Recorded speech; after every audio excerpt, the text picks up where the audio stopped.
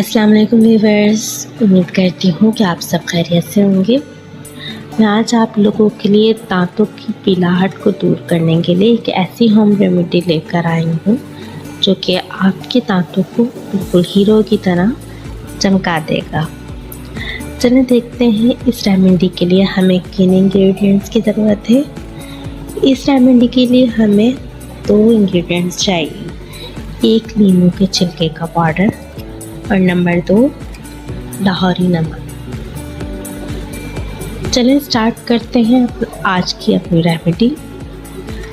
आपने नींबू के छिलके लेकर उनको सुखा लेना है और इसका पाउडर बना लेना है, और चाहे तो आप रेडीमेड नींबू के छिलके का पाउडर भी ले सकते हैं। और उसके अंदर जितना आपने नींबू के छिलके का पाउडर लिया है उसी मिकदार में आप नमक शामिल कर दीजिए और उसको मिक्स करके किसी जार के अंदर भर के रख लीजिए।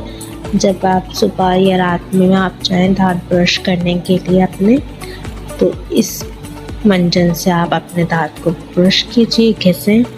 उससे आप देखिएगा कि आपके दांतों के ऊपर जो पीलापन है वो बिल्कुल दूर हो जाएगा और दांत चमकने लग जाएंगे।